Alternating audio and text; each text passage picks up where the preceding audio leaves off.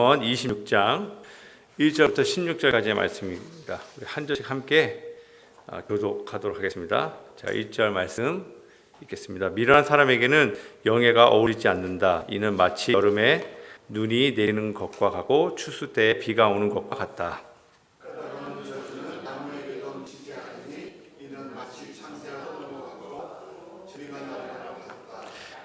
말에게는 채찍, 나귀에게는 재갈, 미련한 사람의 등에는 매가 필요하다.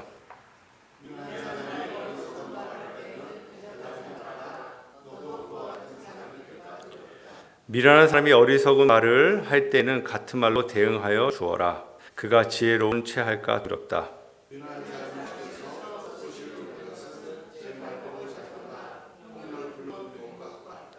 미련한 사람이 입에 담는 잠언은 저는 사람의 다리처럼 힘이 없다.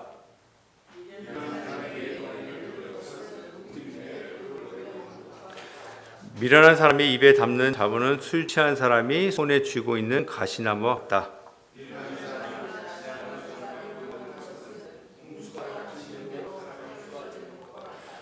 개가 그 토한 것을 도로 먹듯이 미련한 사람은 어리석은 일을 되풀이한다.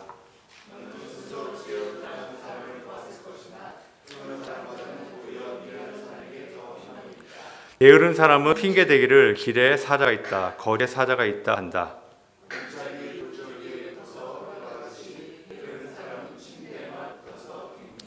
게으른 사람은 밥그릇에 손을 대고서도 입에 떠넣기조차 귀찮아한다.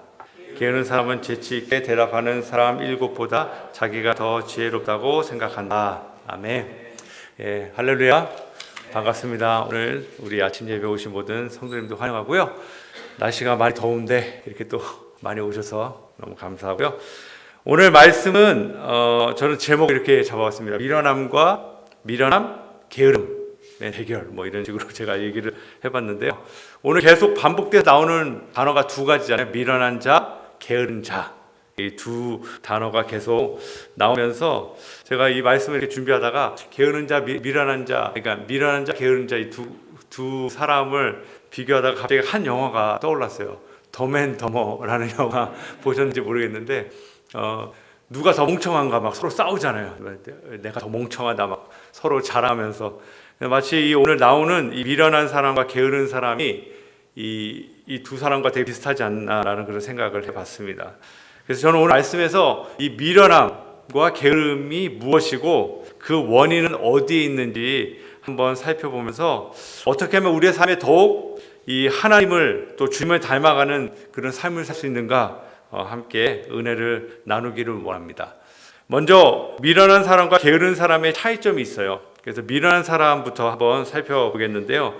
미련한 사람의 특징은 자기로 인해서 이 다른 사람과의 관계가 어려운 문제가 생기는 그런 특징을 갖고 있습니다. 먼저 오늘 읽었던 9절과 10절 말씀을 한번 같이 보도록 하겠는데 제가 읽어드릴게요. 미련한 사람이 입에 담는 잠언은 술 취한 사람이 손에 쥐고 있는 가시나무와 같다. 미련한 사람이나 지나가는 사람을 고용하는 것은 공수가 닥치는 대로 사람을 쏘아대는 것과 같다. 이렇게 얘기합니다. 그러니까 다시 말해서 미련한 사람은 다른 사람에게 피해를 입히는 거예요. 어리석기 때문에 그 사람을 신뢰할 수 없다는 것입니다.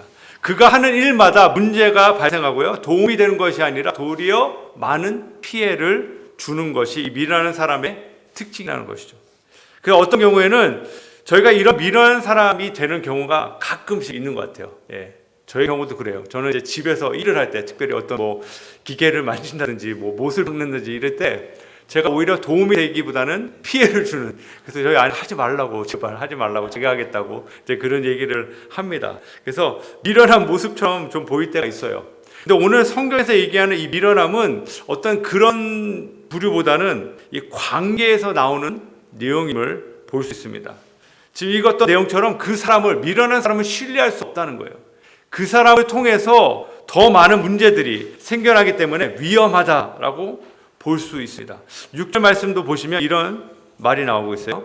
미련한 사람을 시켜서 소식을 보내는 것은 제 발목을 자르는 거나 폭력을 불러들이는 것과 같다라고 얘기해요. 그러니까 미련한 사람에게 소식을 전하는, 아마 중요한 소식 같아요. 아니면 그냥 일반 소식일 수도 있는데 그 소식을 전했을 때 그 일이 결국 나에게 도리어 큰 피해를 입히는 그러한 결과를 초래한다라고 얘기합니다. 믿을 수 없다는 거죠. 어떠한 얘기도, 왜 그런 경험도 있으시잖아요. 어떤 얘기를 누구에게 했는데 그 말이 엄청나게 커져서 나에게 오히려 역으로 오는 그런 일들을 얘기합니다. 미련한 사람의 특징이에요. 피해를 입히는 것이 이 미련한 사람의 특징입니다. 자, 그렇다면 게으른 사람의 특징은 무엇일까요? 게으른 사람의 특징은 한마디로 이렇게 나와 있습니다. 행동에 변화가 없는 사람입니다. 오늘 14절과 15절 말씀을 보시면 문짝이 돌적기에 붙어서 돌아가듯이 게으른 사람은 침대에만 붙어서 뒹근다. 또 게으른 사람은 밥그릇에 손을 대고서도 입에 떠넣기조차 귀찮아한다. 무엇을 얘기합니까? 어떤 일을 하려고 하지 않고 그냥 편안하게 안주하는 그런 모습을 여기서 얘기하고 있다. 그러면서 자신의 게으름을 아주 정당화하기 위해서 그럴듯한 변명들을 계속 얘기합니다. 13절 말씀 보시면 게으른 사람은 핑계대기를 길에 사자가 있다, 거리에 사자가 있다 한다. 자, 이게 무슨 말입니까? 그러니까 이렇게 얘기를 한다는 거죠. 밖에 지금 사자가 있다, 위험하다, 절대 밖에 나가면 안 돼. 여기 집에 있는 게 나에게는 참 안전한 일이야. 오히려 이게 올바른 선택이야. 이런 식으로 자기를 정당화시키는 거죠. 그래서 결국 이 말 자체가 얼마나 말은 하는데 행동이 없다는 거죠. 삶의 변화가 없다는 거예요. 정말 이 부분을 읽으면서 참 저도 많이 찔렸어요. 우리도 좀 그런 것 같아요. 자꾸 어떤 핑계를 대잖아요. 그냥 이렇게 하는 데는 이유가 있어. 저 같은 경우는 이 내용을 읽다가 이런 부분이 좀 많이 찔렸어요. 제가 이제 방학이다 보니까 애들이랑 같이 지금 많이 지내고 있어요. 그래서 아내가 일을 하고 제가 이제 지금 애들을 좀 돌고 있는데, 제가 그랬거든요. 맨날 학교 다닐 때 애들 학교 다니면 시간만 있으면 애들하고 좀 어디에 많이 가야지, 막 이제 그런 얘기를 자주 종종 하고 또 그렇게 생각했었어요. 근데 요번 주에 이제 애들이랑 같이 보내는데 자꾸 더 게을러지는 거야. 그냥 귀찮으니까 집에 있자. 그냥 애들하고 그냥 애들 TV도 보고 저도 그냥 개인적으로 그냥 가만히 있고 좀 쉬고 이런 시간들을 가지면서 자꾸 게을러지는구나. 사람이 자꾸 핑계를 대는구나. 요번 주에 특별히 더웠잖아요. 더. 밖에 나가면 귀찮아. 그냥 집에 있는 게 제일 좋아. 이런 식으로 생각하고. 그러다가 이번 주에 아마 화요일인가 수요일날 굉장히 더웠어요. 그래가지고 도저히 집에 있을 수가 없더라고요. 그래서 이제 애들을 데리고 수영장을 가게 됐어요. 근데 수영장이 어디냐면 우리 동네 말고 저희 VIP 가족이 있는 그 집을 수영장이 좀 있어서 같이 갔는데, 거기 가서 애들하고 놀다 보니까 너무나 좋았던 게 뭐냐면 애들도 좋았지만 그 부모님들 만나면서 같이 이제 교회 얘기도 하고 복음을 나눌 수 있는 그런 시간이 생기더라고요. 그래서 이 게으르면 이런 것들도 못 하는데 하나님이 좀 이렇게 이끌어가면서 결국 나눌 수 있게 해주셨구나라는 그런 생각이 들어서 너무나 감사했었습니다. 여기 보면 미련한 사람과 게으른 사람의 공통점이 한 가지가 나옵니다. 그것은 하나같이 말을 잘한다는 거예요. 말은 잘해요. 말은. 자기를 잘 변호하고 이제 이게 맞다, 이게 틀리다 이런 얘기를, 자기 주장을 잘 펼칩니다. 5절 말씀을 보시면 이렇게 나와 있어요. 미련한 사람은 어리석은 말을 할 때에 같은 말로 대응하여 주어라. 그가 지혜로운 채 할까 두렵다 라고 되어 있어요. 16절 말씀에도 보시면 게으른 사람은 재치 있게 대답하는 사람 7보다 자기가 더 지혜롭다고 생각한다. 결국 뭐냐면 자기들이 가장 지혜롭고 똑똑하다고 착각한다는 것이죠. 그러면서 말한 대로 살지 않는 위선을 보여주는 그런 공통점도 여기서 보여주고 있어요. 말한 대로 살지 않죠.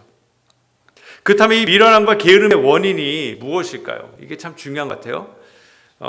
톨스토이 작품 가운데 재난의 원인이라는 그 이야기가 나옵니다. 거기 내용에 어떤 이야기냐면 이런 내용이에요. 담을 사이에 두고 이웃들이 사이좋게 잘 지냈어요. 그러다가 한 이웃에 있는 닭이 이 담을 넘어가서 알을 낳고 다시 이렇게 나오게 돼요.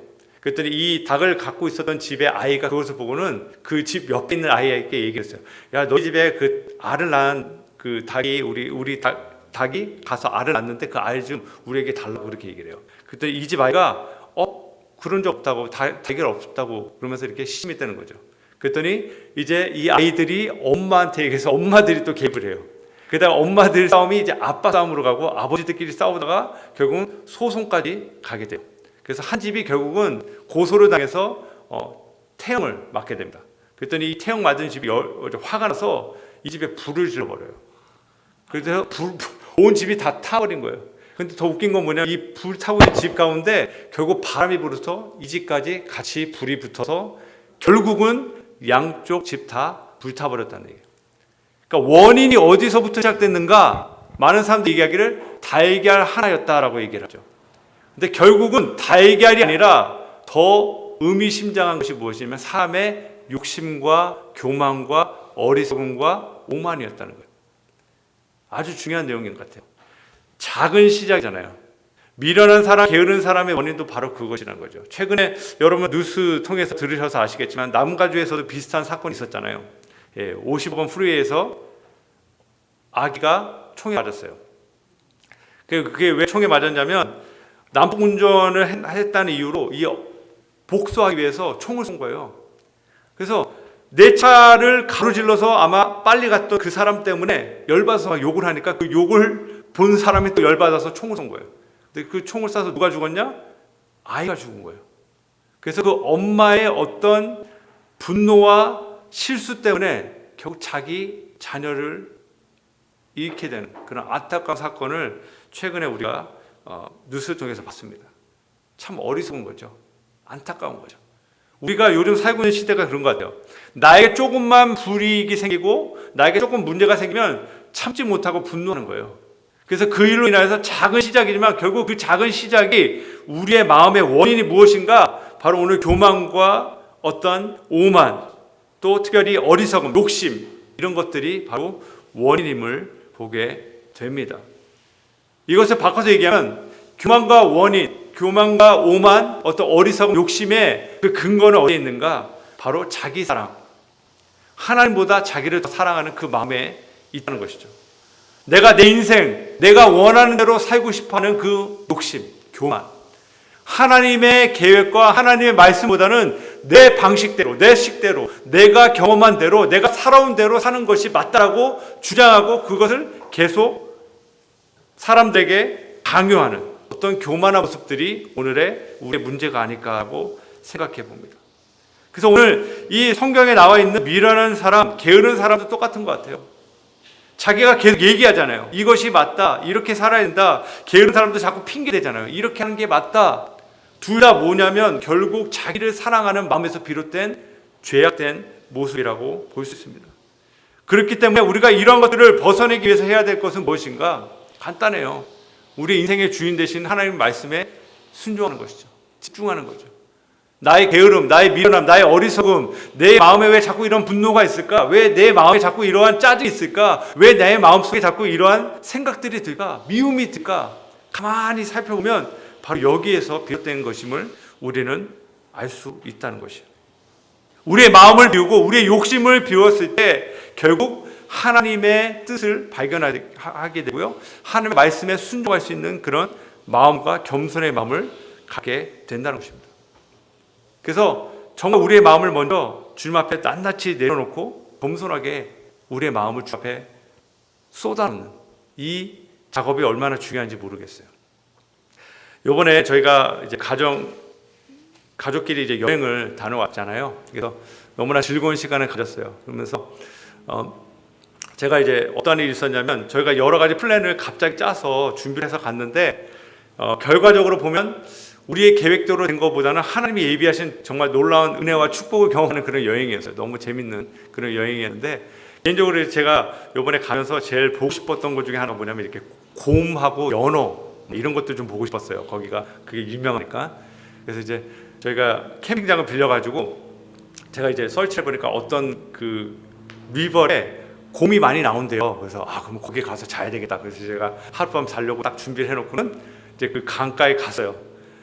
도착해 갔는데 이제 알다시피 알래스카는 베개잖아요. 하루 종일 밝아요. 뭐 밤 12시나 1시나 상관없이 밝으니까 막 나가서 계속 본 거예요. 근데 너무 이게 황당한 게 뭐냐면 강가에 갔는데 정말 아무것도 없는 거예요. 동물 한 마리도 없어요. 그래서 아니 도대체 이렇게 없을까? 나중에 알아보니까 레이너 얘기가 지금이 시즌이 아니라는 거예요. 3일 후에 이 막 연어들이 올라오니까 곰들이 그때 많이 나타난대요. 지금은 없다는 거예요. 그래서 그랬구나. 내가 놓쳐가지고 아깝다. 그래서 좀 되게 아쉬웠지만 제가 그냥 모든 거 다 내려놓고 그냥 주님 괜찮습니다. 이렇게 좋은 환경 속에서 하늘 보고 산 보고 아이들과 함께 지내는 거 이거 자체가 더 감사하다고, 그렇게 좀 내려놓고 욕심도 내려놓고 내가 원했던 것도 내려놓고 이렇게 딱 마음을 비워놓으니까 괜찮더라고요. 그래서 그 다음날 아침에 일어나서 제가 아이들은 이게 재밌는 게 아이비에서 노느라고 밖을 안 보는 거예요. 그 안에서 놀고 먹고 이제 이렇게 좋으니까. 그래서 아이들 데리고 그지만 우리 가까이 한번 가보자. 그래서 이제 민우하고 민서만 데리고 같이 갔어요. 아내랑 이제 민지는 자고 내려가서 이렇게 강가로 내려가는 이렇게 계단이 있길래 같이 내려가는데 갑자기 정면에 곰 한 마리가 있는 거예요. 네, 그 꽤 큰 그냥 그리즐리 곰이 딱 있는 거예요. 그래서 같이 놀래가지고 아니 이게 어떻게 된 거야? 그래가지고 조심히 내려가서 보니까 나중에 보니까 이 곰이 언뜻 보기에 그 지역을 많이 배회하는 곰이었던 것 같아요. 사람을 처음 본 곰 같지가 않아요. 우리 봤는데 제가 너무 놀라는 게 뭐냐면 곰이 열심히 막 뭘 먹어요. 그래서 뭘 먹나 이렇게 보니까 풀을 먹네요. 풀을.